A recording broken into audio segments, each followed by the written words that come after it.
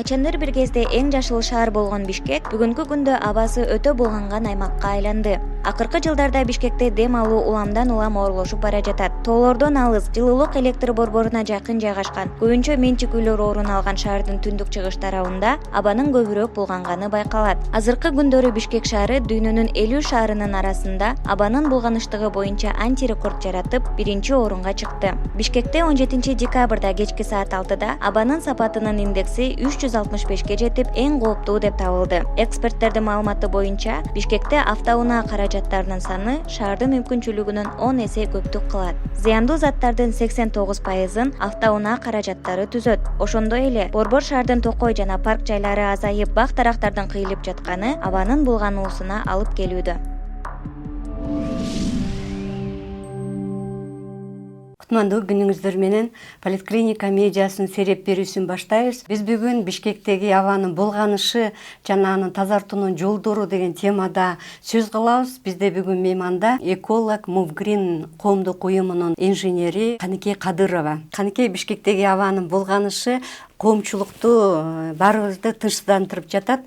Мына дүйнөлүк рейтингде дагы Бишкек ушул абанын булганышы боюнча антирекорд жаратып атыптыр.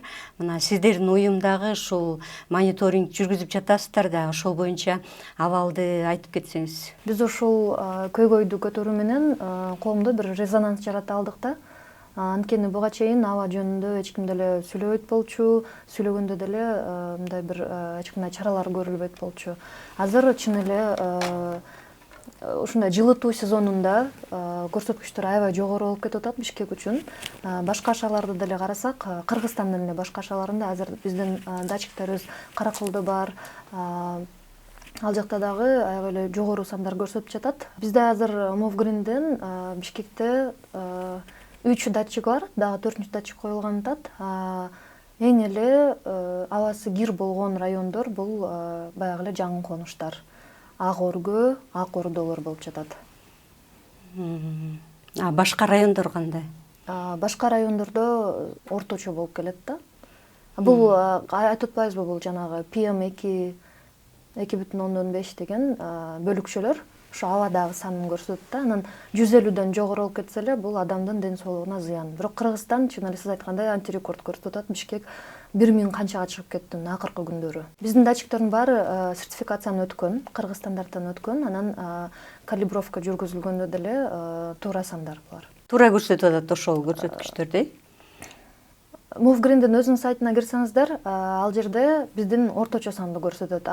Air Visual деп жанагы бизде азыр цифровизация болуп бар эле телефондон карап байкап атышпайбы? Ошо телефондо көргөндө Air Visual ал АКШ элчилигинин станциясы менен Movgreen'дин датчиктеринин орточо санын көрсөтөт. Ооба, сандар туура. Абанын булганышынын, Бишкекте булганышынын көп себептери айтылып атат. Ошолордун ичинен кайсы себептер ошо негиздүү болуп эсептелет? Жайында, мисалы үчүн, өтө ысык болуп, кургак болгондо деле көп сөз болбойт. Кышында ошо аба суук болуп эле жылытып баштаганда, биринчиден бул себепкер ТЭЦ деп көбү билишет, бирок бул жерде көпчүлүгүнөн ТЭЦ деле эмес, жанагы эле жеке сектор болуп атат. Экономикалык абалы төмөн ошо үй бүлөлөрдө тигүүчү цехтерден калдыктары же таштандылар деле өртөп жиберип жатышат да. Таштанды полигонунан дагы эртеден кечке ошол жерде дагы таштандыларды жагып коюшат турбайбы? Ооба, ал жерде таштанды менен оокат кылгандар да көп да, пластикти бөлүп ошо иштеп атканда деле жылуу болсун деп өртөп коюшат. Анан шаардын ичинде деле байкасаңыздар керек. Мисалы үчүн мен өзүм Борбордо жашайм, шаардын ортосунда эле. Ошол жерде деле бизге абанын мисалы үчүн бир нерсе күйүп атканы сезилет. Анан чыгып карасаң эле жана таштанды контейнерлердин жанында күйгүзүп отурушкан болот да, жылынып отурушкан болот элдер. Ошо жана аталган себептердин ичинен кайсынысы көбүрөөк ушул абанын булганышына таасир берип атат? Мен биринчи айтарым адамдын билимсиздиги деп айтмакмын. Экинчиден экономикалык абал. Биз жанагы өнүгүп жаткан өлкөлөрдүн катарына кирип, анан бир аз экономикабызды көтөрө алсак, кийин экологияны ойлойбуз деген ой жүгүртүү менен жашайбыз да. Анан көбүнчө мен оюмча ошо жеке сектордун салымы көп. Абанын жакшыртыш үчүн кандай чараларды көрүш керек, кандай аракеттерди жасаш керек? көптөн бери эле ушу тэцтин бир глобалдык маселе кылып тэцти эле ушу көмүр жакпай газга өтсүн деген талкуулар болуп жатат. Бирок ал деле бир жагынан ушу баягы эле финанс жагына келип такалып атат да. Баягы эле бюджеттен акча качан бөлүнөт, анан эч ким азырынча эсеп жүргүзө элек бул боюнча. Бирок мурун мен окуган макалага караганда тэц өзү газ менен иштечү. Ошол кезде бул жанагы мамлекеттик бир улуттук коопсуздук объектиси болуп атпайбы, ошондо Өзбекстан газды бербей койгондо Кыргызстан Бишкек эч кандай жылуулугу жок калганда, ошон үчүн көмүр менен жагылат. ТЭЦти газга өткөргөндөн улам башка дагы ошо жеке сектордо, мисалы үчүн мамлекет тарабынан бир кандайдыр бир жеңилдиктер каралса болот да, льгота менен жанагы айыл чарба багытында деле берилип жатпайбы, кредиттер турабы, жеңилдетилген кредиттер, ошо техника алсын деп эле. Ушундай эле газ менен иштечү бойлерлерди деле карап чыкса болот да. Көмүр менен иштеп, ошо көмүр менен жылыткандын ордуначы. Башка дагы баягы эле унаалар боюнча унаалардын эски унааларды киргизүүгө тыюу салыныш керек. Андан кийин бензиндин, жогорку сапаттагы бензинди алып кирүү чаралары көрүлүш керек. Сиздердин ушул Move Green уюму мамлекеттик уюмдарга ушул сунуштарды бердиңиздер беле? 2018-жылы мамлекеттик деңгээлде ошо бир иш тобу жаралган. Анан ар бир 5 жыл ичинде комплекстүү чаралар деп коет. Бишкектин экологиялык абалын жакшыртуу үчүн деп аны жыл сайын биз карап чыгабыз. Анан ал жерге мисалы үчүн мондай сунуштар келгенде мэрия тарабынан мисалы үчүн жеке секторго барып, анан же баягы иштетилген мончолор бар эмеспи бизде, ошо коомдук мончолорду иштетилгенин карап текшериш керек да. Эмнеге булар жагылып атат депчи, мисалы үчүн таштанды жагышы мүмкүн же башка калдыктарды. Анан инспекция жүрүлөт. Ушундай жаңы чаралар көрүлгөн да. Именно Move Green'дин инициативасы боюнча. Сиздин оюңузча ушул Бишкекте абанын булганышынын жогорку көрсөткүчү ушу кайсы убактардан бери пайда болду? Акыркы сиздин билбейм, эми башка элдердин байкашуунча деле бизде эми заман деле өнүгүп атат, технология келип, ушу датчиктерди 2015-жылдан бери байкап келишет, бирок резонанс болуп мындай коомдун көңүлүн 2017-жылдан бери биз ушу талкуулап келишет да. Биз Пекинге барганбызда, ошондо смогту Пекинден көрүп, анан кайра Бишкекке келгенде, Бишкек ушундай таптаза шаардай болуп сезилген да. Ошол кезде жок беле? Жок деп айта албайм, анткени жанагы эле адамдын кандай десем, билиминен да бул билбей жүргөн же балким ошо датчиктердин бар экенин билбей жүргөн. Анан аң сезим менен эле бизде азыр мисалы үчүн жаштарды карасак, экологияга аябай көңүл бурушат да.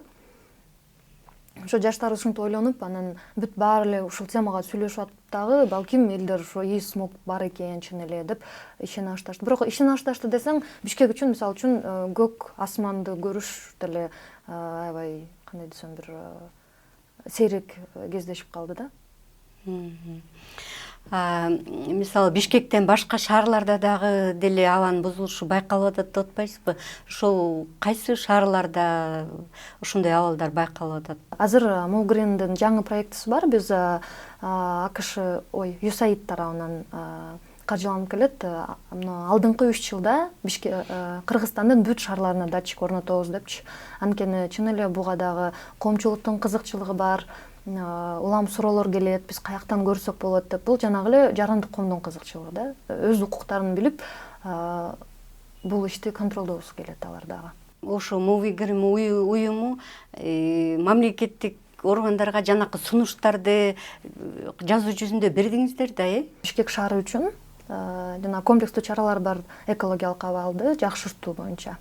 Ошолор менен биз иш тобу менен биргеликте жыл сайын карап түзүп, жазуу түрүндө берилип келет. Жазуу түрүндө. Сунуш катары берилип келет. Ошо дүйнөнүн жана таза шаарлары деп дагы бөлүнүп атпайбы? Ошол сыяктуу практикаларды дагы бизге айта кетсек болобу? Кайсы шаарлар таза, алар кандай чараларды көрүшкөн, биз кандай чараларды көрүш керек ошолордун артынан? Именно ушундай час пик болуп атканда, транспорт жыш болуп атканда окуучуларын чыгарбай эле коюш керек, окуучуларды ишке мисалы үчүн. Же транспорттун ошо эмесин убактысын контролдош керек да. бир эле убакытта бир көчөдө аябай көп транспорт болбош керек депчи. Коомдук транспортто дагы тиги автобус, троллейбустарды жүргүзүппү? Азырынча изилдөөлөргө карасак, таянсак, дизель маршруткаларынан эмиссиялардын саны аябай көп да. Анын ордуна ала троллейбус же автобус. Башка өлкөлөрдө, мисалы үчүн Германияны эле алсак, Германия бул аябай жакшы рекордторду берет экология боюнча. Германияда элдерди ошо коомдук транспорт менен колдонулсун деп бекер кылып койгон да. Машина алуунун деле кереги жок да. Мисалы үчүн ар бир үй бүлөдө Кыргызстанда бирден экиден унаа болуп кетип атпайбы Бишкекте? Бишкек өзү 500 миң эле машинага эме болсо, башынан проект ошондой болсо, азыр болсо канча 2 миллиондогон адам жашап жатат. Ар бир үй бүлөдө эле экиден унаа болуп атканда батпай калып атат ошол. Башка өлкөлөрдө болсо мындай адамдарды колдоп ошо бекер, мисалы үчүн коомдук транспортто бекер жүрүүнү сунушташат. Уже киргизилген да. Да кандай чаралар бар? Биз Мувгриндин ичиндеги активисттер, мисалы үчүн, коронавирус башталганга чейин эле ушул өзүбүздүн тиркемебиз боюнча карачубуз, бүгүн аба кир экен, анда маска тагып чыкчубуз. Жанагы эле KN95 маскаларын тагып алып, көчөдө 2015-2016 жылы көрсөңүздөр керек, ушинтип эле жүрчүбүз биз. Коронавирустан сактанбай эле кир абадан сактаналы депчи. Абанын булганышы дагы башка ооруларды алып чыгат, анан башка кесепеттери да көп болот да. Бизде азыр, мисалы үчүн, саламаттык сактоо министрлигинин статистикасын карасак, ушу респиратордук дем алуу органдары менен байланышкан оорулардын саны аябай көп, бирок анын түздөн-түз байланышы боюнча изилдөөлөр аз. Ушу кир абадан болду деген изилдөөлөр аз да бизде. Статистикага, мисалы үчүн, айтып атпайбызбы, ошол жанагы эле үйдө таштандыларды жагып атабыз, тамак жасаганда деле анын баары менен биз дем алып атабыз. Анан акыркы убакытта мен ушу курбу кыздарыма да айтып калдым, жана маникюр жасаганда делечи, шеллакта ушундай жаңы эмелер чыгып атпайбы, карасаң, аны өчүрүп атканда жанагы эле микрочастица, ушу кичинекей бөлүкчөлөр менен тиги эжелер дем алганда мен айтып аткам, маска тагынбайсыздарбы? Бул деле ошо PM2 2,5 болуп, аябай майда бөлүкчөлөр өпкөгө барып отуруп калат да. Ошондой эле жана пластик буюмдар дагы аябай көбөйүп кетти да, ошолорду да жагып атышат. Айтып атпайбызбы, таштандынын, мисалы үчүн, ал жерде күйгүзгөндө, эми бул азыр уже башка көйгөй болуп калат да. Бул климаттын өзгөрүүсү болуп калат. Анан таштандыларды карасак, мен көбүнчө сурайм да, эмнеге сиз, мисалы үчүн, бактарак тикпейсиз десе, мамлекет кылыш керек дейт. Өзү барып түйүп койсо деле, ал бактарак деле ошо абаны тазалоого сагымын кошуп атат туурабы? Же жанагы эле көп колдонулуучу баштыктарды көтөрүп жүрсө, дайыма жанында алып жүрсө, пластик баштыктарынан баш тартат. Ушул экономикалык маселелерди чечкенге чейин ушу адамдардын ар бири ушу экологияны сактаганга өзүнүн салымын кошуш керек. Мен Мувгрин менен мурунтан бери эле ушу ыктыярчы катары катышып келчүмүн. Анан сурамжылоорду өткөрүп же акция өткөргөндө барып сурасаң, ушу улуу жаштагы жекелер, байкелер мен эмнеге кылышым керек, эмнеге мамлекет кылбайт деген көз караш менен жашашат да. Азыркы жаш активисттер болсо, жүр биз кылалы деп, эртең мисалы үчүн таза аба үчүн таза абаны талап кылып биз маршка чыккан атабыз да. Көбү айтат, эмнеге чыгасың сен ал жака депчи, эми кандай жыйынтык болот деп.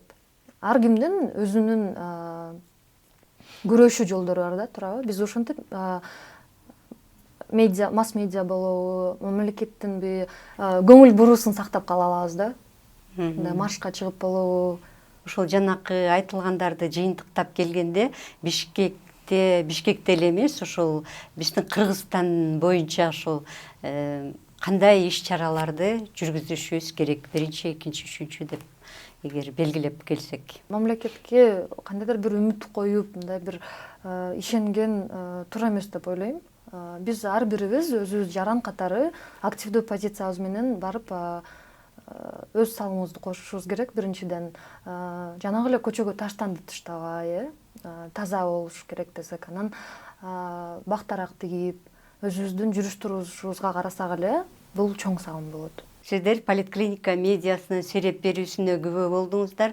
Биз бүгүн Бишкектеги абанын булганышы жана аны тазартуу боюнча сунуштар деген теманын алдында сөз кылдык. Бизде мейманда Мувгрин коомдук уюмунун инженери, эколог Каныкей Кадырова болду. Берүүнү мен Айгүл Бакеева алып бардым. Саламатта калыңыздар.